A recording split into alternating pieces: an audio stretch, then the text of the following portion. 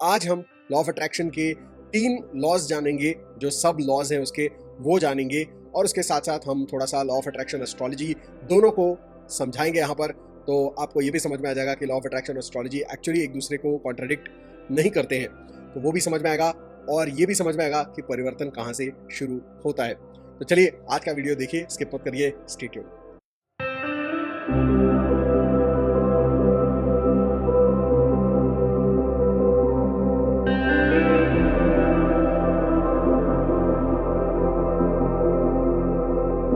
तो law of attraction के 3 rules होते हैं, 3 नियम होते हैं लॉ ऑफ अट्रैक्शन के अंदर। एक होता है लाइक अट्रैक्ट्स लाइक।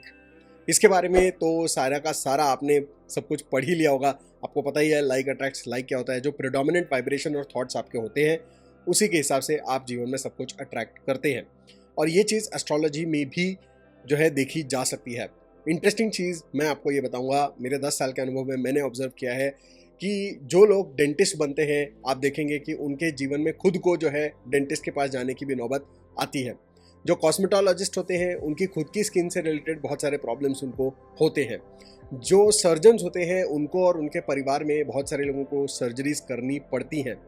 बहुत सारे साइकोलॉजिस्ट्स होते हैं जो खुद सुसाइड कमिट करते हैं। बहुत सारे हार्ट स्पेशलिस्ट होते हैं जिनको खुद को हार्ट की बीमारी होती है। तो इस तरह के बहुत सारे एग्जाम्पल्स मैं आपको दे सकता हूँ जो एस्ट्रोलॉजी में भी देखे जा सकते हैं।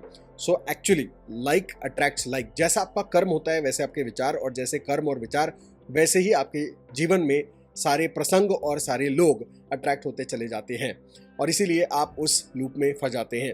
तो उसको ब्रेक तो किया जा सकता है, लेकिन जब तक ये नियम या ये लॉ या ये सिद्धांत आपको समझ में नहीं आता तब तक आप उसको बदल नहीं सकते।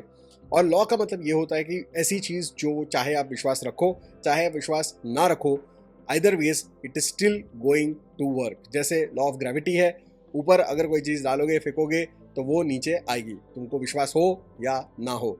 उसी तरीके से ये सारे काम करते हैं। लॉ ऑफ कर्मा हो जो एस्ट्रोलॉजी के थ्रू हम पढ़ते हैं, और लाइक अट्रैक्ट्स लाइक जो है वो भी काम करता ही करता है, आपको विश्वास हो या ना हो। ठीक है। दूसरा जो सिद्धांत होता है वो ये है कि नेचर अबॉर्स वैक्यूम, यानी कि कहीं पे भी अगर कोई खाली स्पेस है तो वहाँ पर नेचर कुछ ना कुछ डालने वाली है। तो इसका मतलब यहाँ पे सिंपल अगर मैं समझाऊँ तो अगर आपका दिमाग खाली है तो ऐसा कहते हैं कि empty mind is a devils workshop. तो अगर दिमाग खाली है तो वहाँ पे कुछ ना कुछ जो है खराब आपका दिमाग में शुरू हो ही जाएगा। और आपके लाइफ में भी जहाँ पे भी वैकेंसी होगी, वैक्यूम होगा, वहाँ पे कुछ ना कुछ आने ही वाला है। और नेचर को वैक्यूम पसंद नहीं है।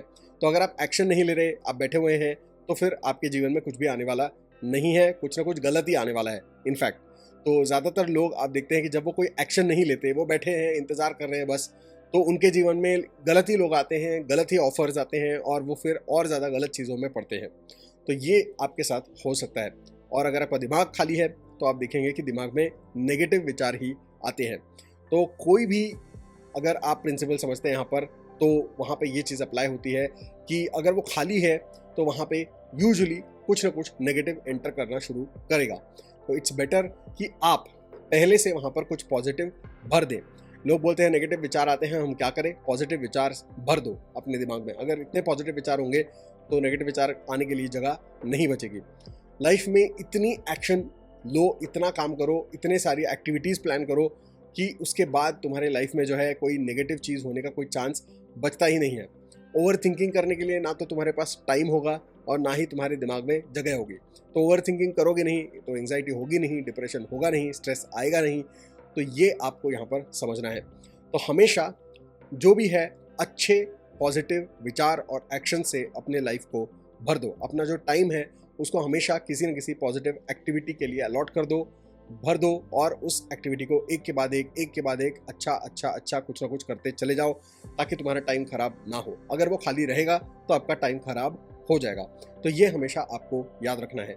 पॉजिटिव थॉट्स, स्पीच, डीड्स जो भी है सब कुछ आपको जो है पॉजिटिव से भर देना है हमेशा, एक के बाद एक। अगर आप कुछ नहीं बोलेंगे, अच्छा नहीं बोलेंगे, तो फिर धीरे धीरे आपके मुंह से जो है गलत चीज़ें ही निकलनी शुरू हो जाएंगी।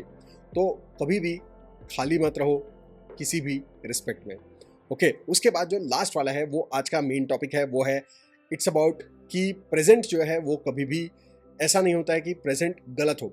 यूजुअली वो ये कहते हैं कि प्रेजेंट इज ऑलवेज परफेक्ट, लेकिन इसका मतलब जो है वो थोड़ा सा अलग अलग इंटरप्रेट करते हैं लोग। यूजुअली इसका मतलब ये बताया जाता है कि जो हो रहा है वो अच्छे के लिए हो रहा है।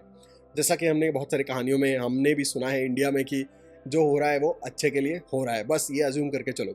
अब ये उसका एक मतलब हो सकता है, लेकिन दूसरा उसका जो मतलब है वो मैं आज आपको समझाने वाला हूँ, और वही है चाबी आपके परिवर्तन की। आप अगर जीवन में कुछ भी बदलना चाहते हैं और आपको समझ में नहीं आ रहा कि शुरुआत कहाँ से करनी है, तो वो आज मैं आपको बताने वाला हूँ। तो वो जो पहला स्टेप है, first step to greatness, first step to success, first step to transformation, first step to any kind of positive change, परिवर्तन, वो है एक्सेप्टेंस। आपको एक्सेप्ट करना पड़ेगा, जो भी आपकी सिचुएशन है उसे एक्सेप्ट करना पड़ेगा। अब इसका क्या मतलब है? इसका मतलब ये नहीं है कि जो है उसको बस मान लो और उसी के साथ जीना सीख लो, ये उसका मतलब नहीं है। एक्सेप्टेंस का मतलब यहाँ पर कहीं ना कहीं ये है कि जो हो रहा है आप ये समझिए कि वो किसी पर्पस की वजह से हो रहा है, या तो उसके पीछे कोई कारण है। और कहीं ना कहीं क्योंकि लाइक अट्रैक्ट्स लाइक, तो आपके कर्म या तो कॉन्शियसली या तो सबकॉन्शियसली, यानी कि पहले के कर्म या तो अभी के विचार और कर्म, किसी ना किसी वजह से वो चीज़ें आपके लाइफ में अभी मौजूद हैं। ये भी आपको एक्सेप्ट करना पड़ेगा। यूजुअली मैं लोगों से जब बात करता हूँ तो ये सुनता हूँ अक्सर कि मैं सब कुछ अच्छा डिज़र्व करता हूँ, लेकिन फिर भी मुझे अच्छा नहीं मिल रहा है। और मैं उनको बताता हूँ कि ऐसा पॉसिबल नहीं है। अगर आप सब कुछ सही कर रहे हैं, अगर आप सब कुछ अच्छा कर रहे हैं, अगर आप सच में सब कुछ अच्छा डिज़र्व कर रहे हैं, तो ऐसा हो ही नहीं सकता कि आपको कुछ अच्छा ना मिले। मतलब ठीक है, शायद 100% अच्छा ना मिले, लेकिन कुछ ना कुछ तो अच्छा मिलना ही चाहिए, क्योंकि ऐसा हो ही नहीं सकता, ये लॉ है नेचर का, कि अगर आप कुछ अच्छा कर रहे हैं तो आपको बुरा मिलेगा। ऐसा नहीं हो सकता है। और एक्सीडेंट्स भी अगर हम कंसिडर करते हैं कि चलिए एक्सीडेंट हो गए, कोई प्रॉब्लम हो गया, तो वो भी कितने होंगे? 10%, 20% ज़्यादा से ज़्यादा। फिर भी 80 to 90% जो है वो तो आपके कंट्रोल में ही होता है। 80 to 90% आपके जीवन में जो भी हो रहा है वो आपके वजह से हो रहा है, कॉन्शियसली या सबकॉन्शियसली, या तो आपके कर्म या तो आपके विचार, पहले के कर्म, अभी के कर्म, कुछ ना कुछ कहीं ना कहीं आपके द्वारा किया गया है या हो रहा है, जिसके वजह से वो चीज़ आपके सामने है। और इसमें एक लेसन है, वो जब आप सीखेंगे और वो एक missing piece of the puzzle जो है वो अगर आप ढूंढ के उसको फिक्स कर देंगे, उसके बाद ही आपकी प्रॉब्लम सॉल्व हो जाएगी।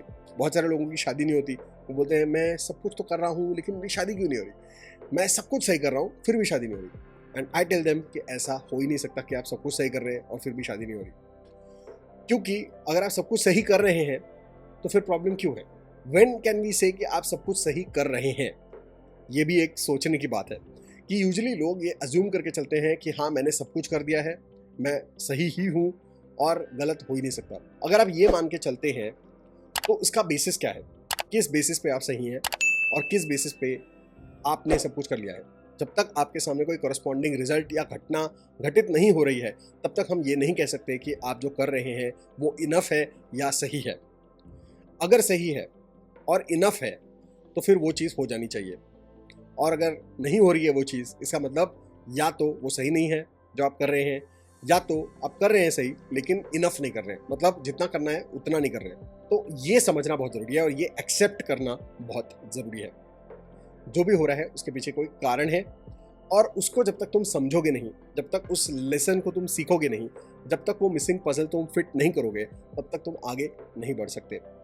लेकिन यहाँ पर आके हो जाती है बहुत बड़ी प्रॉब्लम, क्योंकि मैक्सिमम लोग ये कहते हैं कि मैंने सब कुछ कर लिया है, मैंने सब कुछ कर लिया है और मैं बिल्कुल सही हूँ और मेरे हाथ में कुछ बचा ही नहीं है। तो जब ये आप कह देते हैं तो उसके बाद क्या है कि आपने अपने दरवाजे खुद ही बंद कर लिए हैं। अब इसके बाद ना तो आपका दिमाग आगे कुछ सोच सकता है, और क्योंकि वो सोच ही नहीं सकता तो आप कुछ कर भी नहीं सकते हैं। तो एक तरीके से आपने खुद ही अपने दिमाग को जो है अपने ताला लगा लिया है, और फिर आप और दिन ब दिन फ्रस्ट्रेट होते जाते हैं और फ्रस्ट्रेट होते होते ओवर थिंकिंग करते करते जो है आप बिल्कुल प्रेशर कुकर बन जाते हैं और एक दिन एक्सप्लोड हो जाते हैं। तो उसका कोई मतलब नहीं है। जब तक काम नहीं होता, कीप डूइंग इट, एक एक करते वो जो सारे पीसेस पजल के आप लगाएंगे उसी से आपको फ़ायदा होगा। जितनी बार आप ये कहेंगे कि बस मैं गिव अप करना चाहता हूँ, तब तक आप क्या होगा, फ्रस्ट्रेट होंगे, और फ्रस्ट्रेशन में लोगों के जो है हफ्ते, कई कई महीने, कई कई साल निकल जाते हैं और अल्टीमेटली आपको वापस घूम के वहीं पे आना पड़ता है and again you have to start from the scratch. So it's best कि आप फ्रस्ट्रेट होने में टाइम वेस्ट ना करें और वो मिसिंग पीसेस ऑफ पजल को ढूंढ ढूंढ के उसको फिक्स करने में ज़्यादा टाइम लगाएं ताकि उससे आप आगे बढ़ते रहें। एस्ट्रोलॉजी में भी ऐसा अक्सर होता है। एस्ट्रोलॉजी में अच्छे और बुरे योग होते हैं और यूजुअली एस्ट्रोलॉजर्स भी जो है या तो आपको बहुत उम्मीद देते हैं या तो आपको जो है बिल्कुल ही डिमोटिवेट कर देते हैं, क्योंकि उनका मानना ये होता है कि जो है वो है, ऐसा लिखा है तो ऐसा होगा, और लोगों का भी यही मानना होता है। हालांकि एस्ट्रोलॉजी ऐसा नहीं कहती है। एस्ट्रोलॉजी ये कहती है कि ये आपके कर्म है, ये आपकी डेस्टिनी है जो आप लेकर आए हैं अपने साथ विरासत में, अपने पूर्व कर्म लेकर आए हैं। लेकिन अभी जो आप कर रहे हैं वो पूरी तरीके से आपके विल पावर और आपके हाथ में है। सर्कमस्टांसेस बीच बीच में ऐसा होगा कि वो आपके पूर्व कर्मों की वजह से सर्कमस्टांसेस इतने फेवरेबल नहीं होंगे या कभी कभी बहुत फेवरेबल होंगे, लेकिन उसमें भी करेंगे क्या आप अभी, ये आपके हाथ में है। तो कभी कभी ऐसा होता है कि आपका जो, जैसे फॉर एग्जांपल 12th हाउस आपका जो है बहुत ज़्यादा स्ट्रांग है, बहुत ज़्यादा एक्टिवेट होने वाला है, उसकी जो 12th हाउस का लॉर्ड है उसकी महादशा आने वाली है, तो यहाँ पर आके लोग डर जाते हैं। वो ये कहते हैं ये 12th हाउस जो है लॉसेस का है, एक्सपेंसेस का है, अब तो भाई लंका लगेगी। लेकिन अगर आप पहले ही समझ जाते हैं इस बात को, तो आपको ये समझना है कि 12th हाउस और किन किन चीज़ों से रिलेटेड है और कैसे इसको हम जो है फ़ायदे में बदल सकते हैं। तो 12th हाउस जो है वो इन्वेस्टमेंट से भी जुड़ा हुआ होता है, 12th हाउस जो है वो फॉरेन ट्रैवल से भी जुड़ा हुआ होता है, 12th हाउस जो है वो हॉस्पिटल से भी जुड़ा हुआ होता है, 12th हाउस जो है वो रिसर्च से भी जुड़ा हुआ होता है। तो अगर आप इसको एक्सेप्ट कर लेते हैं कि यस ये मेरा सर्कमस्टेंस है, अब मैं इसमें क्या कर सकता हूँ, और उसके बाद आप अगर रिसर्च फील्ड में जाते हैं तो आपको बहुत सक्सेस मिलेगा। अगर आप फॉरेन ट्रैवल करते हैं या फॉरेन में सेटल होते हैं आपको बहुत सक्सेस मिल सकता है। अगर आप मेडिकल फील्ड में जाते हैं, हॉस्पिटल में काम करते हैं, आपको बहुत सक्सेस मिल सकता है। तो उसी खराब हाउस को आपने पॉजिटिव में कन्वर्ट कर दिया, और ये पॉसिबल तभी है जब आप उस चीज़ को एक्सेप्ट करें। और इसके बहुत सारे ऐसे उदाहरण हैं कि जहाँ पे लोग सर्कमस्टांसेस से फ्रस्ट्रेट होने की जगह उसको एक्सेप्ट कर लेते हैं और फिर उसमें कुछ सोल्यूशन ढूंढना शुरू करते हैं, तो वो कामयाबी के शिखर पर पहुंचते हैं। तो इसका सबसे बढ़िया उदाहरण अगर मैं दूं तो Shahrukh Khan for example. Shahrukh Khan he wanted to go in army, वो आर्मी में जाना चाहते थे या स्पोर्ट्स में जाना चाहते थे, एंड वहाँ पे जो है उनको एक इंजरी हो गई, बैक इंजरी हो गई आई थिंक, या लेग इंजरी हो गई। तो उनको डॉक्टर बोला कि अब तुम खेल नहीं सकते हो, ये छोड़ दो। वहाँ पे जाके अगर वो फ्रस्ट्रेट हो जाते कि अरे अरे अरे ये क्या हो गया, मतलब मेरा जो ड्रीम था वो ख़त्म हो गया वगैरह वगैरह। इंस्टेड उन्होंने ये सोचा कि और क्या अवेलेबल है। वहाँ पे उन्होंने ये देखा कि ड्रामा या एक्टिंग, इससे रिलेटेड कुछ एक्टिविटीज़ जो है उनको करना पसंद है। तो उन्होंने उस चीज़ में अपना मन लगाया, वो मुंबई आए और यहाँ आकर वो कहाँ से कहाँ पहुँच गए ये आप सब लोग जानते हैं। तो जो भी उनके साथ हुआ, यहाँ पर ये समझने की बात है कि उसके पीछे कोई कारण था।